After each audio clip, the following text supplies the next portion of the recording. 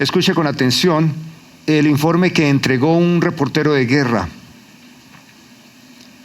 Él dice que en medio de un tiempo muy bélico, muy hostil, mientras las balas corrían y penetraban, perforaban cráneos, cascos, tórax, un soldado ha pedido permiso a su capitán para ir a rescatar a su amigo que quedó en una trinchera. Y su capitán, lleno de adrenalina, le ordena y le dice: no vaya. Pero este soldado que ama a su amigo desobedeció la orden de su capitán y se fue. Un rato después regresa y trae a su amigo sobre sus hombros bañado en sangre. Su amigo está muerto. El capitán lo mira, le señala y le dice: se lo dije. No significaba nada. No habría nada que podría hacer por él. Era innecesario. Era inútil. Pero este soldado, con lágrimas empañadas de sangre, le dice: no, capitán, no fue inútil, no fue en vano. Cuando llegué, aún tenía vida, aún estaba vivo. Y lo único que me dijo fue: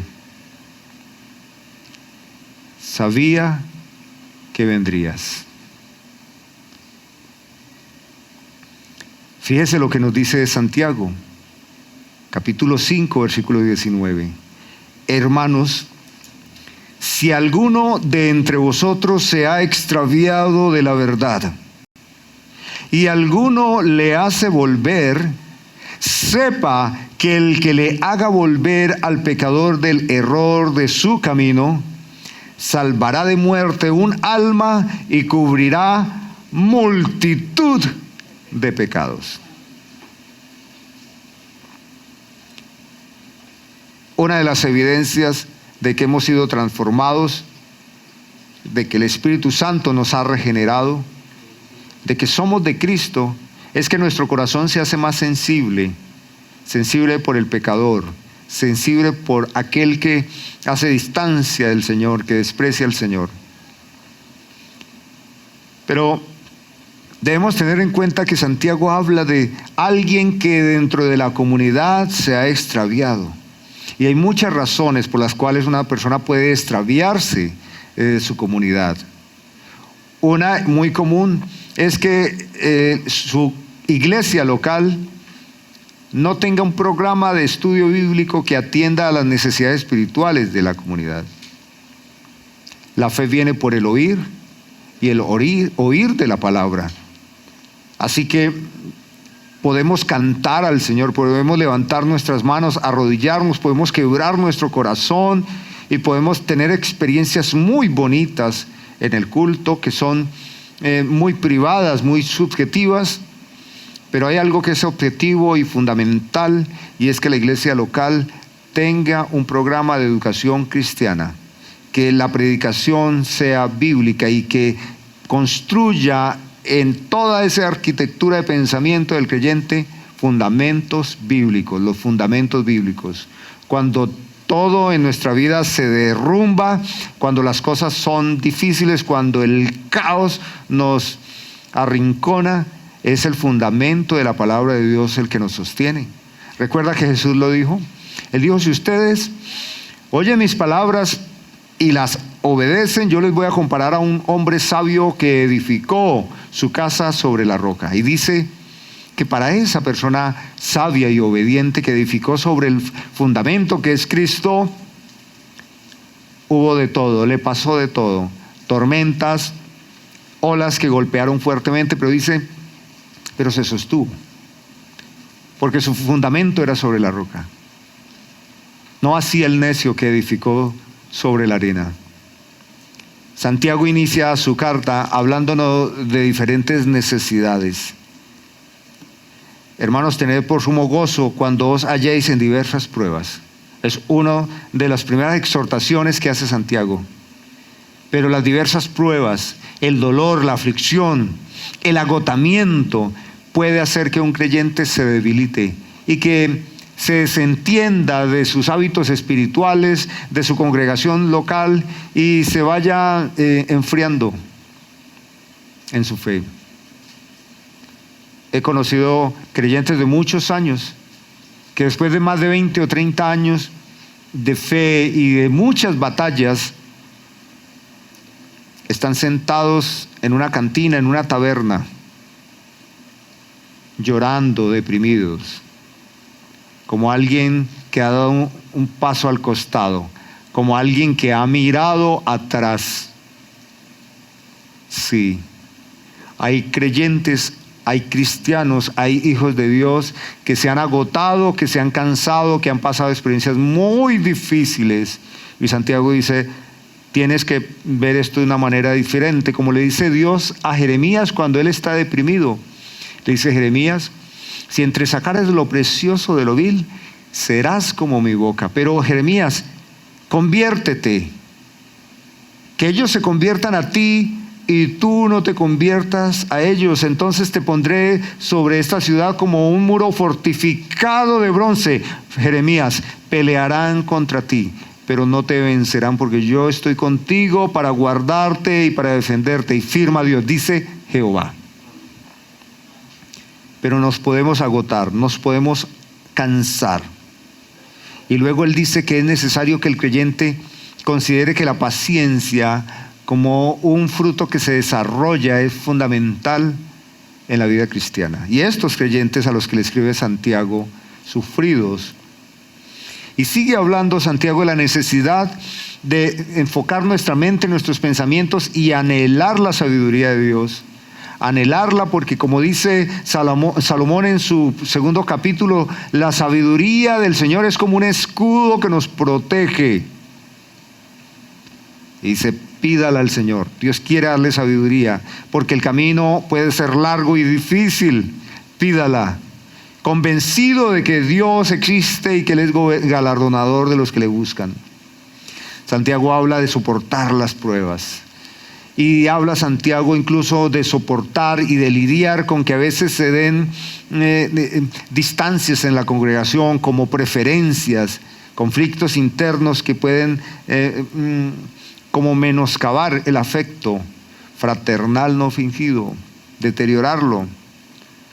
También Santiago habla de la fe que debe ser expresada en obras. Y todas estas conductas que tienen que ver con la vida piadosa del creyente, pero que podemos agotarnos, podemos cansarnos. Él habla de someter al Señor nuestra forma de comunicarnos, de hablar, el uso de la lengua, el testimonio de nuestros labios, porque dice Santiago que es de lo que más acarrea desastre en la vida de un creyente. El mal uso nos puede dividir, nos puede hacer daño. Él dice, ¿alguno de ustedes considera sabio? ¿Hay algún sabio entendido entre ustedes? Muéstrelo por su sabia conducta. Y luego dice, tenga cuidado, no considere usted que es sabio porque es ágil en la vida. Dice, porque hay dos tipos de sabiduría. Hay una sabiduría que es la pericia humana. Esa sabiduría que no proviene de Dios, es la picardía, es la sagacidad, es salirse con las suyas. Eso es animal, carnal, diabólico. Eso debilita su vida, pero debilita al hermano. Puede ser una piedra de tropiezo para el extravío del creyente. La sabiduría que viene de lo alto del Señor tiene unas cualidades que son propias de Dios: pacífica, benigna, llena de buenos frutos. Y sin eso puede darse agotamiento en el creyente. Dice, haga distancia con el mundo.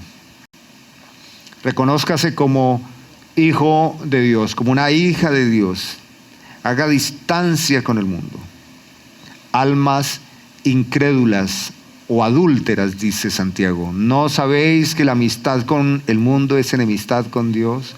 Hacer enemistad con el mundo, esa parcialidad puede llevar al creyente a debilitarse y a extraviarse. Aunque por un tiempo de su vida ande como aquel hijo pródigo que mirando a su papá con soberbia le dice: quiero mi herencia, me la da y me voy, no quiero más vivir aquí, no quiero estar entre ustedes. Y se extravía este joven. Y va y vive una vida disoluta, y al encontrarse en total bancarrota y ver que habría más afecto para los cerdos que para él tiene arrepentimiento y dice: volveré a mi padre. Así ya no tenga el rol de hijo, pero es mejor estar en casa del padre. Sí. Almas adúlteras, la amistad con el mundo puede desquebrajar nuestro corazón, lo pueden lacerar, hacerlo vulnerable y extraviarnos. Nos puede hacer vulnerables y extraviarnos, sentir que somos tan espirituales que lo que querramos hacer lo vamos a lograr. Yo declaro, estoy seguro, tengo a Dios de mi lado y lo que quiera hacer lo voy a lograr. Mañana iré, haré esto o aquello y me irá bien porque Dios está de mi lado. Y eso es una manera de pensar, una actitud necia que Dios desaprueba y que nos puede, por supuesto, desviar. Nunca el Evangelio nos empodera a nosotros mismos. El Evangelio no nos empodera, el Evangelio nos muestra al Dios poderoso. El Dios poderoso dice: aun cuando vayáis por valle de sombra de muerte, yo que soy el poderoso estaré contigo. No dice: te voy a empoderar y vas a lograrlo como quieras. Te voy a enviar mi poder y tú lo lograrás. Dice: yo estaré contigo. Yo iré delante de ti. Ese es el lenguaje de nuestro Señor para nuestra vida. Así que el tema de creer que lo podemos es una manera de desviarnos.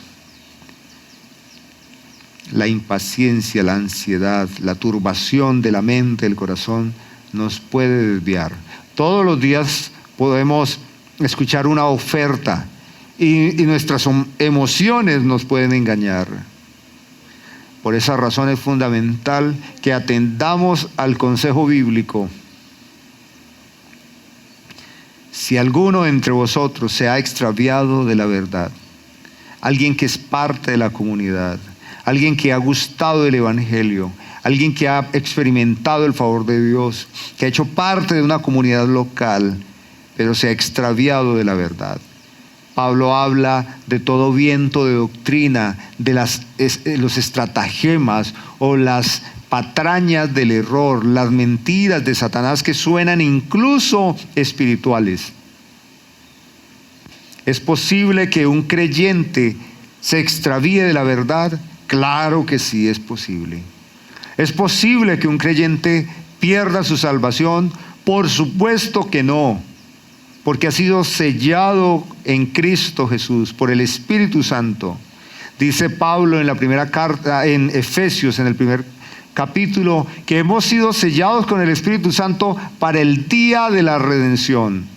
El sello del Espíritu Santo es la garantía de que somos de Cristo, pero eso no significa que un cristiano podría extraviarse. Esto implica varias cosas. Podemos extraviarnos, así que no debemos sentirnos tan fuertes.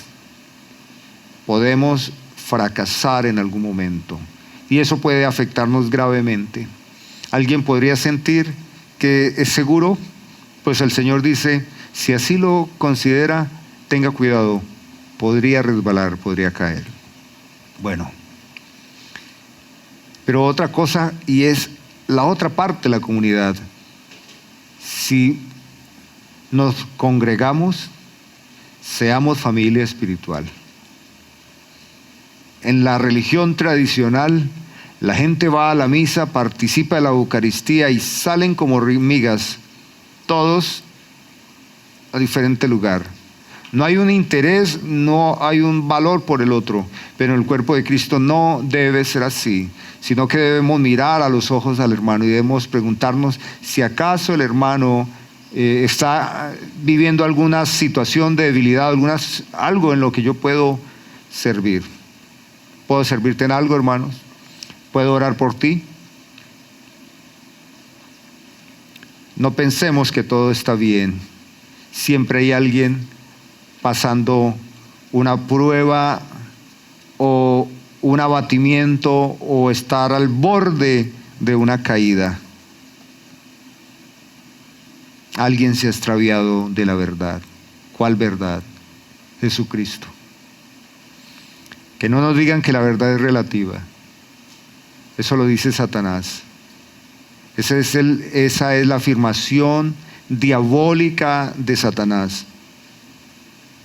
Y toda persona que afirma eso es un instrumento de Satanás. La verdad no es relativa, la verdad es Cristo. Cristo es la verdad. Y una persona se puede desviar, puede dejar de poner sus ojos en Cristo y poner sus ojos en otro lado, como lo testifica David cuando él dice: estoy afligido, me vienen persiguiendo los enemigos, alzaré mis ojos a los montes. ¿De dónde vendrá mi socorro? ¿Dónde me esconderé? Y luego hay una reflexión por el influjo del Espíritu Santo y dice: no. Mi ayuda viene del Señor.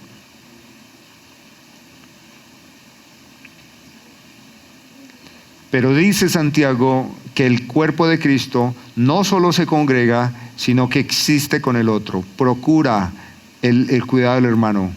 Si alguno de la congregación se ha desviado o extraviado de la verdad, y alguno de ustedes le hace volver ¿a dónde? A la verdad, a Jesucristo. Le hace volver a Jesucristo. El testimonio de nuestra plenitud en el regreso de Jesucristo es que lo veremos a Él cara a cara. Es que viviremos eternamente con Cristo. Es que Jesús, la presencia de Jesús será como el sol. Dice que no necesitaremos de estas lumbreras porque Él lo iluminará todo. Jesucristo, hermanos, es en todo y por todo en nuestras vidas. Jesucristo es no solo nuestro mensaje, sino que Él es el autor del mensaje, y Jesucristo es la verdad del mensaje que es Él. Alguno le hace volver a la verdad que es Jesucristo. Y cuando conversamos con alguien que se ha deteriorado, que tiene heridas, como que casi no quiere escuchar el Evangelio, como que casi no quiere escuchar a Jesucristo.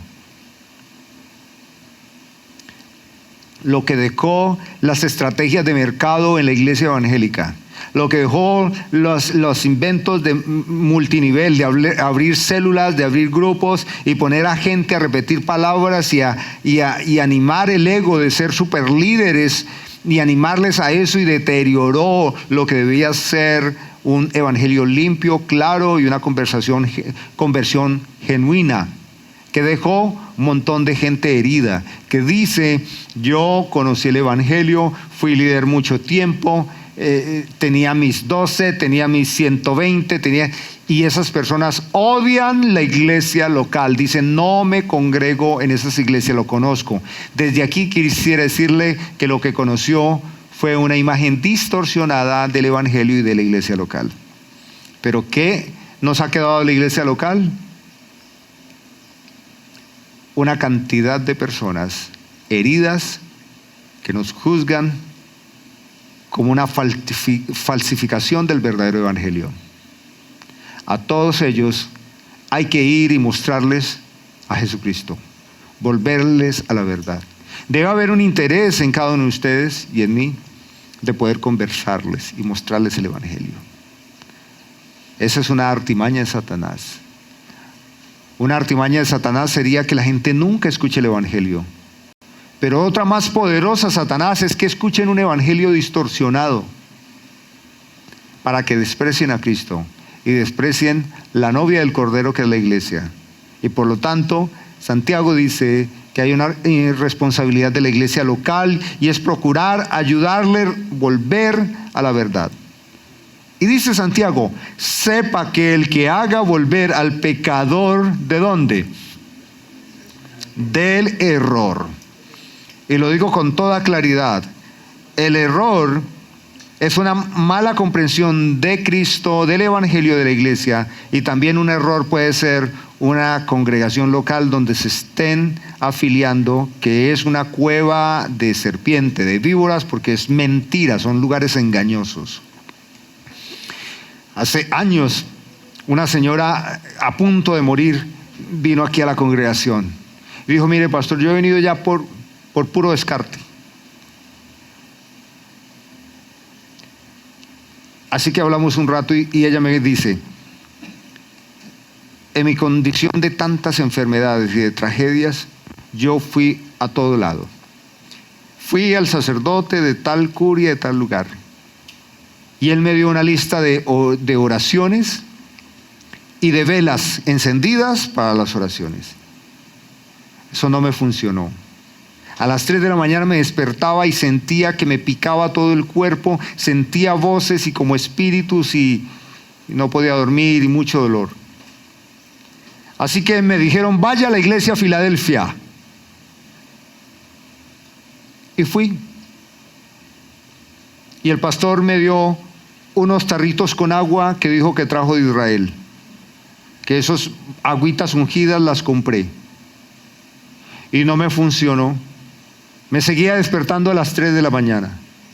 Con toda esa ansiedad y perturbación de mi alma. Me arrancaba el pelo. Así que mi tía me dijo, en Bogotá hay una pitonisa que viene de otro país y esa desmonta lo que sea. Y yo fui y la pitonisa también me cobró y me dio una cantidad de ramas de aguas y de oraciones. Nada. ¿Qué tienen en común esos 3 esfuerzos que hace esta mujer? El sacerdote le da un ritual con velas y eran de colores. El que no es pastor, pero se vende como pastor, le vendió unas aguas traídas de Israel con tierras de Israel. ¿Eso no le suena a usted a brujería también? Y la pitonisa, que al menos ella es la más justa de todos, porque ella por lo menos dice, yo soy pitonisa, trabajo para Satanás, le dio las hierbas y las oraciones. Y vino acá por descarte. Pues ya no tengo el recurso de las velas, no tengo el recurso de las aguas, no he ido a Israel y no iré porque están en guerra, ni tampoco trabajo con hierbas. Y eso fue lo que le dije. Le dije, el único recurso que usted tiene es ir a Cristo. Ese es el único recurso. Me dice, es que yo conozco el evangelio desde los 16 años. Le dije, no es posible que lo conozca. No es posible. Ha tenido una imagen distorsionada del evangelio. Y no tengo ningún remedio, ninguna declaración, ninguna fórmula, no la tengo. Solo que sé que Jesucristo salva y sana. Que Él vino a deshacer las obras del diablo. Pero sé que usted no puede buscar a Cristo por su sanidad física, sino por su atormentada alma que necesita a Dios. Nunca la volví a ver. Y una persona que la trajo meses después se acercó con ira y me dijo, tengo rabia, pastor. ¿Cómo puede ser que la invité y vino y Dios la sanó y está feliz? Y le dije, ¿por qué no volvió a la iglesia? ¿Por qué no fue? Y dijo, pues porque el pastor ya me sanó. Le dije, en primer lugar, hermana, ella no tiene que venir. En segundo lugar, si el Señor la sanó y ella sigue en las mismas, eso va a juzgar su vida. Y la responsabilidad de esta congregación es mostrar a Cristo. Parece ser que siguió sana y que todo va muy bien en su vida física. Ojalá nos muriéramos llenos de dolor, rasquiñas y afectaciones físicas, pero nuestra alma tan saludable, tan sana como sentir la paz que tenía Job en medio de toda la aflicción de su cuerpo. La distorsión del evangelio tiene que ser entendida en la iglesia como una enemistad que hay y algo que debemos combatir. Por lo tanto, les digo que cuando yo conozco o me dicen que una persona se reúne en tal iglesia o tal iglesia y conozco que son iglesias de un falso evangelio, para mí, esa persona necesita ser sacada de una guarida de ladrones. Y estoy queriendo usar las expresiones del mismo Jesús cuando habla de los fariseos, que ellos representaban muy bien una fosa putrefacta. Porque es que no hay una manera más apropiada de describir a aquellos malos que están usando a las personas y las están deteriorando. Hermanos, si alguno de entre vosotros se ha extraviado de la verdad, él dice hermanos, considera que es un hermano, que es parte de la iglesia, pero que se ha extraviado por razones muy diversas, como las que ha tocado Santiago en su carta. Él dice, debe haber en la iglesia un sentir de ir, de buscarle, de hacerlo volver. Porque entonces, esté seguro, convencido, sepa usted que el que haga volver al pecador del error de su camino, salvará de muerte un alma. Salvará de muerte un alma. Y es lo que vemos en los primeros relatos de la iglesia del primer siglo, como una pareja de creyentes están en un error, en una conducta pecaminosa, se han desviado en su corazón y caen infartados, mueren. Pablo en la primera carta a los Corintios dice que por el abuso de la cena del Señor, por el abuso del cuerpo de Cristo, por la mala interpretación de Cristo crucificado y resucitado, algunos están débiles, otros enfermos y otros Dios los ha cortado, lo que nos deja entender que Dios ha determinado hacer un juicio, quitarlos, aun cuando podrían vivir muchos más años estos creyentes. Puede salvarle la vida física. Nunca vamos a salvar la vida, el alma de una persona, pero sí podemos ayudar.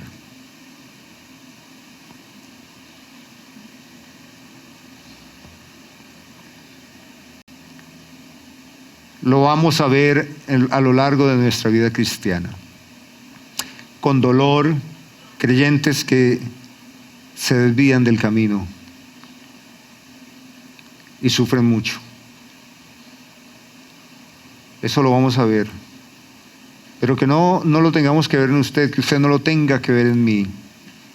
Mire cómo Dios no comparte su gloria con nadie, pero sí comparte el ministerio al decir que si nosotros le hacemos volver, vamos a salvar a esta persona de la muerte.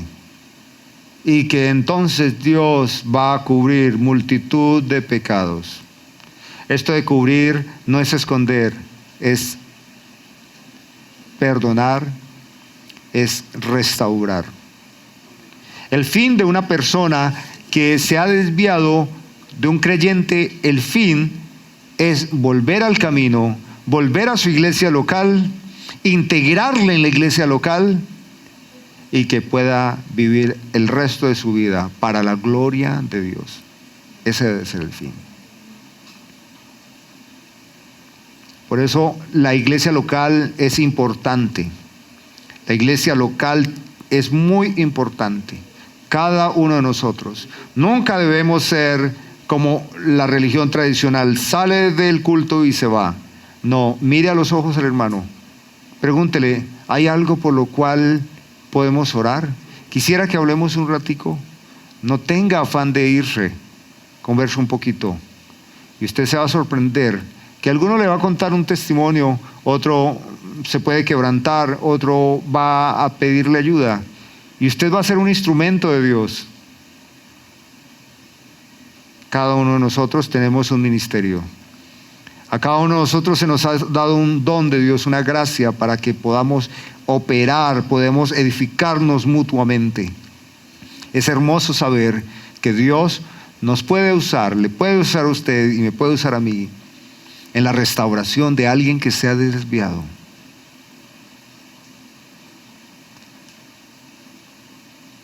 ¿Está dispuesta usted? ¿Está dispuesto? ¿Le interesa eso? Debe hacerlo, porque es la mejor manera de vivir el tiempo que Dios nos da, ser instrumentos de Dios. Mientras que gobiernos toman decisiones de empezar guerras y muere mucha gente, el gobierno de los cielos toma decisiones de rescatar personas, de salvar personas. Mientras alguien dice es inútil, esa persona es dura de corazón, esa persona es un muerto espiritualmente y no hay nada que hacer. Usted puede sentir como ese soldado, el corazón amoroso, misericordioso de ir al rescate de esa persona. Porque no fue inútil para aquel que alentó el corazón los últimos segundos de este soldado que agonizaba. No fue inútil. Y tampoco será inútil para usted servir en las manos de Dios en el rescate de muchos. Y esto lo escribió y lo dijo Santiago, un hombre que pudo ver el testimonio de Cristo crucificado, de Cristo resucitado, un hombre que sirvió para el reino de los cielos. En la carta a Santiago vemos a un hombre con una sensibilidad muy grande por las necesidades espirituales de la iglesia local. Que no sea que nos extraviemos, que no pase eso. Si está usted muy débil, abatido, pida ayuda en la iglesia local. Y si sabe usted que alguien se ha desviado, trate de ir a esa persona. Hágalo.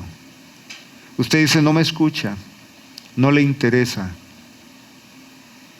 Pues el Señor dice que debemos en ese sentido ser obstinados, tercos, amonestando, exhortando, predicando a tiempo y fuera de tiempo.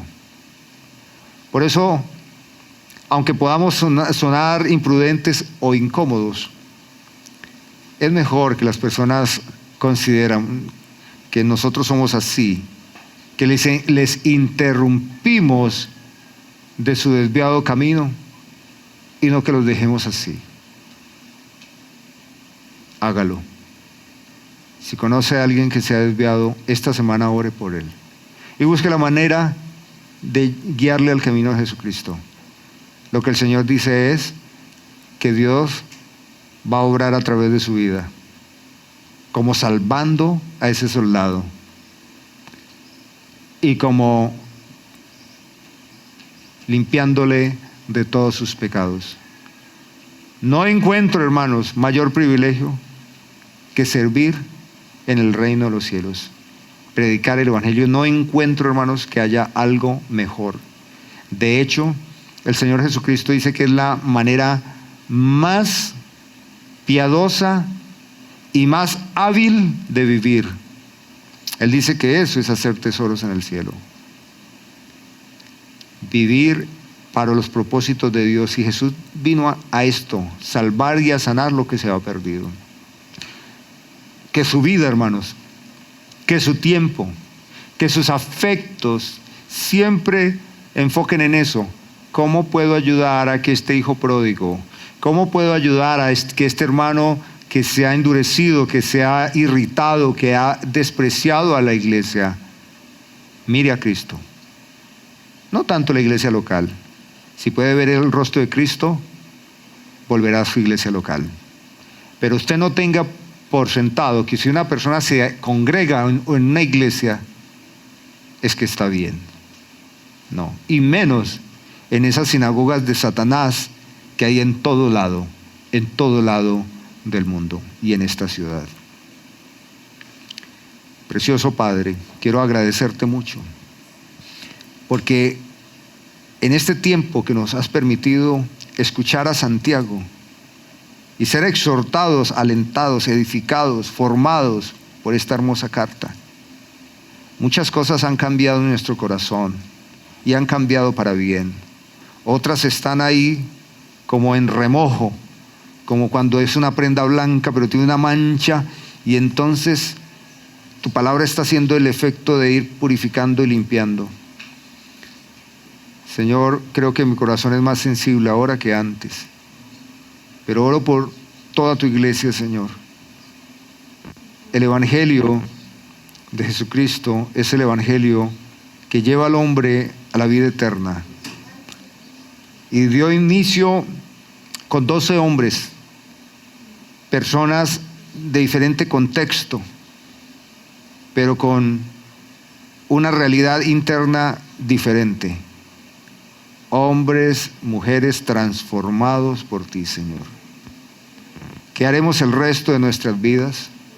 ¿En qué nos ocuparemos? ¿Nos duele la vida del otro? ¿O esperamos a ver qué sucederá? Pues, Señor, tú dices que son hermosos los pies de aquellos que anuncian la paz, el testimonio de Jesucristo. Porque nadie va a tener comunión con el Padre si no es por medio de Jesucristo. Señor, danos el gozo, la alegría y la determinación de proclamar el Evangelio de Jesucristo a todos.